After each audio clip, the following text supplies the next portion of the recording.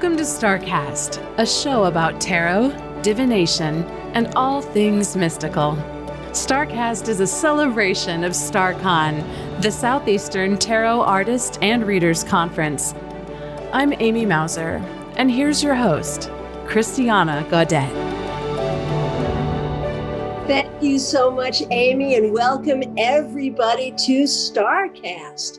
With me today is my very special guest all the way from Lima, Peru, Maria Luisa Salazar. Hello, Maria Luisa. How are you today? Hi, Christiana. So happy to be here. Thanks. Thank you so much for being here. Now, you and I, we've never met in person, and we're looking forward to being able to do that. But we've known each other in the tarot world for quite a few years now. Yes. And I'm so happy that you're going to be a presenter at StaarCon. And in a few moments, we'll get you to tell us a little bit about what you'll be presenting. But first, I would love to know about your tarot journey. How did you get started with tarot? Well, that was a while ago. I used to live in New Jersey, and I went to Rowan University. And I remember one day being in between classes. They had a bunch of clubs like in any other university. And there were these guys dressed in black, and they were pagans, they call themselves. And I remember they were giving away flyers about tarot. It was a talk on tarot. And it was great because I had the time in between classes. So I decided to go. And I was surprised that the first thing they said was that anybody can learn how to read tarot, because I always thought until the time that you had to have a special gift, to be able to do it. So they actually invite us. They said, well, this Saturday we're going to go to a esoteric store to buy a deck. So I went and I got my first deck, which was the Rider-Waite. And that's how I got started, just because I learned that I could do it. But at that time, I thought that tarot was only used as the crystal ball, right? Mm-hmm. I bought it because I wanted to know about the future. That's the reason why I got my first deck. And I remember spending more time reading the book. At the time, the tiny book that came on the deck, because all I could afford at the time was actually the deck itself, right? So it took me many, I will say years, to actually get to know the tarot deeper and to be able to read it without a book, without help. At the time, we had no internet, we couldn't Google it. So at the time we had to study it, didn't we? We had to really make photocopies and highlight them. So it's been on and off until, let's say, 10 years ago. 10 years ago, I remember looking at the tarot and seeing something completely different. And I think it happens to all of us, right? We start looking at tarot first, trying to figure out what are the cards trying to tell us. And then suddenly it's like, wow, what is this? It's telling me something completely different. So some people can do it in maybe 2 years. Some people, it took me longer. But I would say this is a journey that will be different for everybody. Beautiful. And now you are a full-time tarot professional in Peru now. Is that right? Yes. So Yes. tell us about your practice there. Well, it all started me reading only tarot for my friends, like most of us. And actually, now that I think about it, it is more difficult to read the tarot for the people we know, because it cannot be neutral, right? I mean, you already have your feelings about the situation. You already know too much. By the beginning, I was reading my friends without knowing that it was actually harder. And someday I used to work as a teacher. I was a science teacher. And I wasn't happy there. I knew I had to do something different. And a friend of mine came to see me because she wanted me to read her tarot cards. And she said to me, hey, do you have a special gift? And I said, no. And then she asked me, can you teach me? And it was like, sure, why not? I mean, if I can teach science, I can teach anything, really. So I started making I used to teach science, so I would do the workshop, I would do the class, the objectives. And I started doing that with the tarot, and it was a lot of fun. But of course, what I thought I could teach, in I don't know what number of classes, I realized it would be different, because I was creating the class for somebody like me that already knew the tarot. But then when I started teaching it, I realized, hey, this is not as simple as I remember it to be. But it is fun because when people that come and help me with my tarot business, they ask me, so tell me about the avatar. Tell me about who likes tarot. And I go, anybody, everybody. I mean, I have so many professions, so many ages, so many everything, that it is impossible really to pick someone, right? To pick this special person, this profession. It could be really anybody. I couldn't pick someone in particular. People that like tarot can be really anybody. So that is what makes it so difficult. Who likes tarot? I don't know. Anybody that is curious enough to look at a bunch of cards and really tap into something that, for whatever reason, they cannot see just by thinking. You just said a mouthful there. I've always thought that curiosity, like what makes a good tarot reader? Curiosity. That really is a big piece of it. So I think it's so interesting that, your background is in science. Mm-hmm. And I'm sure, like, for me, that makes sense. Science and tarot, I see how those two things go together because they're both complex. They both require thinking and research and experimentation. So I see a connection there. But I imagine that many people would see that as way two different things, right? What kind of reaction do you get from people who recognize you are a scientist who does tarot? Okay, well, yes. Well, the thing about a tarot is that in order to do a tarot reading, like you said, there's a lot of thinking going on and making connections and analyzing what you're looking at. So maybe that's something that I like seeing, that I like doing, analyzing, what is going on, what am I looking. So when for example, when we read a Celtic cross, right, we analyze how many cards we get from one suit, or how many major arcanas, or how many are reversed, or what are the things that kind of are pointing towards the same thing. So maybe I did have a way of thinking that make it easier for me to look at a tarot. But what helped me was the fact that I'm a teacher. So, like I was saying a while ago, if I can teach like science, well, why can I teach tarot, which seems because there's a structure on tarot. People don't know that, but there's a lot of structure on tarot. We have the numbers, we have the suits, we have the hierarchy levels, we have the mirror arcana. Mm-hmm. So there's an order there. Yeah. So I think that's why I like it. I mean, even though you can't, like science, you can prove it, right? That's what an experiment is. And with tarot, you can prove it. But what you can do with tarot is take a picture of your reading. And now it's fantastic. We have a camera. Do you remember years ago we used to draw it? My God. I mean, we had to draw the card and see if I remember. Now you can Google it. I mean, now it seems simpler. You can take a photo of whatever you read on the cards and then later on look at it and go, I remember asking for this. And this is how we learn, really. If you take 3 cards for the day and you take an image of that 3 cards, and then at the end of the day, you look at a picture, then you can think, where can I, what happened during the day that remind me of these 3 cards? So I look at it as a different way to approaching tarot. And it may not be logic for some people, but to me it is. And I guess that's how I can put the science and the tarot. It's like an experiment, right? You take the picture and then you look at it and see, well, where does it go? And how do people react? Well, they didn't like it. I was a science teacher and that was a dignified job and that made me look good. So you can imagine. Sure. But the most important person for me was at that time my mother. And I guess my mom figured, hey, I used to like tarot. And now my mom is my number one fan. And she always tells me, God, I wish when I was younger there was somebody like you teaching tarot because you make it interesting. So I guess if my mom followed me, then my family figured, okay, why not? And some people didn't like it. Some people got away. But a lot of new people came into my life. So I guess it evened out for the best. That is beautiful. So speaking of teaching, let's go right into it.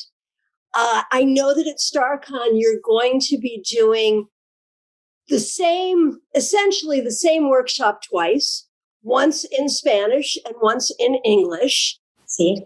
Just give us a little tidbit, a little teaser about what we will be learning from you at StaarCon. Okay, great. Well, the first thing is that we are emotional beings. Okay, whatever we think is going to trigger an emotion, and that emotion is going to trigger a behavior, and we cannot help that. But what we can help is how do we behave according to that thought, whatever thought comes into our mind, and it can be anything. I mean, it can be, your electric bill, or it can be that your car will not stop. I mean, anything can happen, and that is going to trigger an emotion that immediately is going to trigger a behavior like screaming or breathing or whatever it is that we'll do. And it doesn't matter who we are. Definitely always something is going to take us out of our comfort zone and it's going to make us mad. I mean, we're humans. So the one thing I realized with the court cards is that they can tell us a lot about the emotion that is happening, in the situation. If I'm asking for somebody or I'm asking for myself or anything I ask on the cards, when I get a court card, it does not necessarily tell me about one person, but it can tell me about an emotion that is happening, an emotion that is being somehow reflected, that is being acted on. So when we start reading tarot cards, we see these 16 characters. And if we read reverse, we have 32 what I call characteristics, okay, behaviors. So instead of being afraid of them, we can use them as allies. We can use them as helpers to really understand what is happening on the reading. So that is what we're going to talk about, the core cards plus our emotional intelligence, because how we act according to how we feel, according to what we think, is going to depend on how good we are controlling our emotions. That is fascinating. So many tarot readers, as you say, are kind of afraid of the court cards because they can be so versatile and can mean so many different things. And I think, this ties in so much that is important about tarot, using tarot to help us to understand ourselves, what we're feeling, our behaviors, and the feelings and behaviors of other people. This is fabulous. I cannot wait. That is so exciting. So tell me just a little bit about what you're excited about doing right now, about what you're promoting or what you're working on other than StaarCon. Okay. Well, I tell you, this year, during this pandemic that we're going through, I took a workshop on challenges. Okay, challenges. Everybody's doing the challenge to lose weight, the challenge to run a marathon. So I figured, wow, this is awesome. I took a workshop on a challenge to keep your time. How to use time management. Mm-hmm. And energy. This was on a Facebook group, and I thought, oh my God, I really like this, and I would like to do this, but what can I do it with? And boom, of course, tarot. What else? So I started doing tarot challenges. And what I did was ask people to start a journal to write about the tarot cards, but not the meaning of the cards, but they had to connect with a life experience. So my second challenge, which was the court cards, it was a 10-day challenge. We used the court cards plus our emotional intelligence. It was amazing. I mean, what people were connecting with these 16 cards, they couldn't believe it. I mean, there was a before and after, before this challenge. And this is what I am promoting. We start, it's Monday on January 2021. I believe is it Monday the 4th or the 7th? I'm sorry, I don't have my calendar on me. But I'm going to do it in English, and I'm going to do it in Spanish. So anybody who would like to participate, on this tarot challenge, I mean, you have 24 hours to connect with the cards that you look on that day. But it is very interesting because you're going to get to connect with the cards from your own life experience, not from something you read on a book, not from something that somebody told you, but from your own life. So it is very interesting, the things that come out with that. Oh, that is beautiful. So you have written a book. Yes, I have. Yes. Tell us just a little bit about your book. Okay, the name of my book is Tarot, The Bridge Between the Minds. And really what it is, I wrote this in 2014.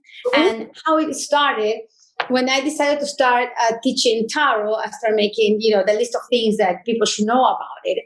But then I told my story and how when I first started doing tarot, I thought that this is the way it has to be done. And I was very ritualistic with it. And I tell you my story, how I had the water and the candle and the incense. And I read on a book that because I'm a Cancer, I had to use this incense, I don't know, like let's say patchouli. And I didn't like it, but I was there dying with this incense that I didn't like because some book told me that because I had a Cancer, that's the one I had to use.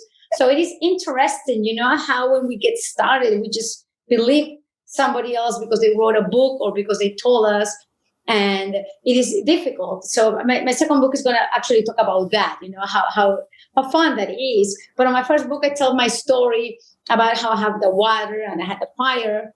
And a while ago, I was telling you about my hot flashes. So it was hilarious because I will be doing a tarot reading and then I will get extremely thirsty and I will get a glass of water and I will drink it, and people will be like, oh, you cannot drink that water because that's the water that was on your reading.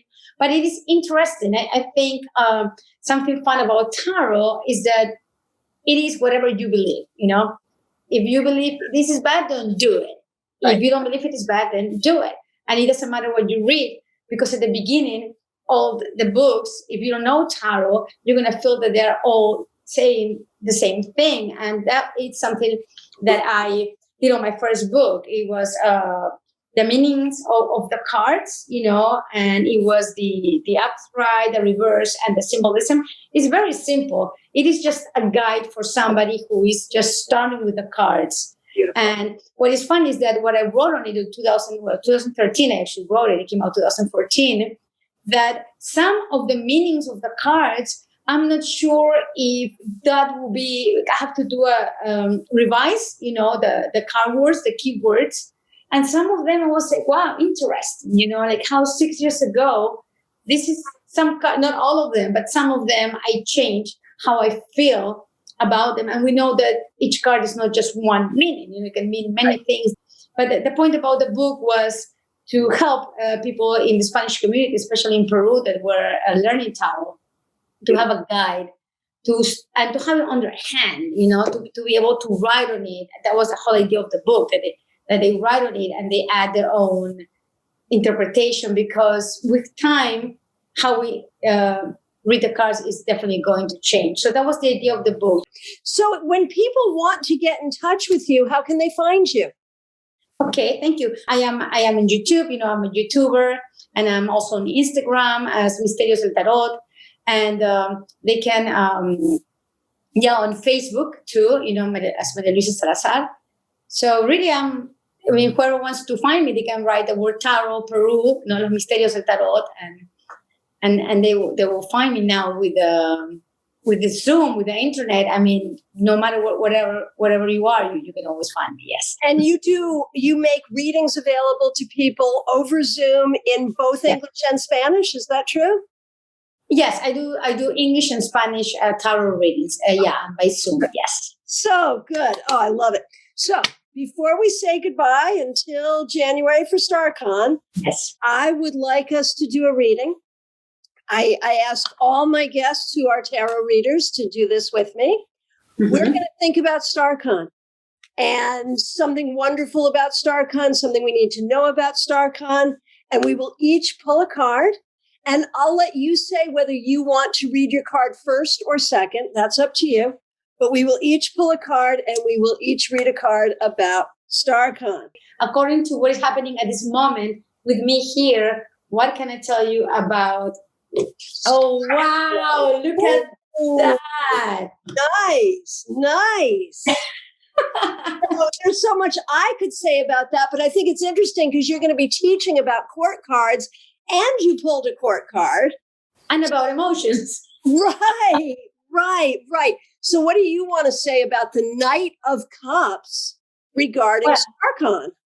Well, we definitely, all the people that are here, all the ones that are going to participate, either as a speaker or as a student, we are all very excited because we know what we want, and we are going for it, and our cup is full. That's what I like about when the call card is straight, and a lot of communication. I mean, this is going to be an opportunity to connect emotionally with what we do, which is tarot, in different ways. Yes. Oh, that's so beautiful.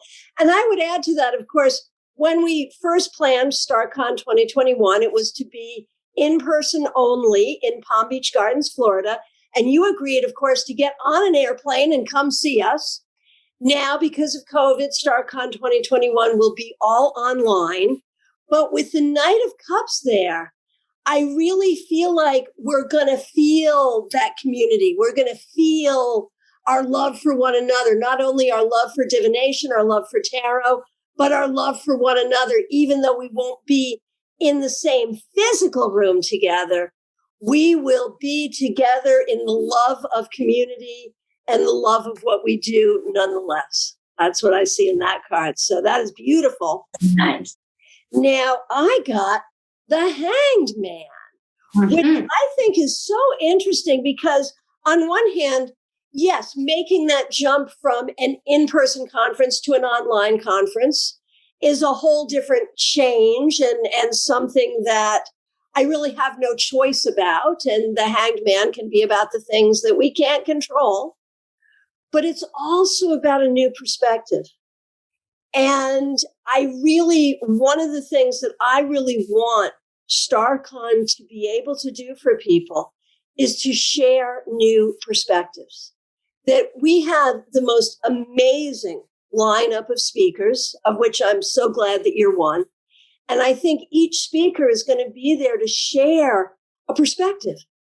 And that's going to help people see things in a whole different way. And I think that's going to be a beautiful thing. Now, it's also interesting with COVID that as we plan for the future, as we plan for StaarCon 2022, and we already have the date set for that, it'll be that same weekend in January. It's like in 2022, it's January 21 through 23. And instead of having it be just in person, it will be hybrid. People who can make it, who can get on an airplane and come to Palm Beach Gardens, we'll be able to welcome them there. But people who can't get away can still be coming in online, virtually. And so that's a change in my perspective of what a conference can be. And I'm excited for that because it means we can include so many more people into our loving community as we see in that Knight of Cups. That's right. Yes. Yeah. So that's a beautiful thing. So Maria Luisa Salazar, I want to thank you so much for being my guest here on StaarCast. And I am so excited that you are part of the StaarCon community, and I cannot wait for your workshop. Thank you so very much for being here today. Thanks for joining us for StaarCast. For more information about our annual conference, visit us online at staarcon.com. That's StaarCon.com. We are looking forward to seeing you in January.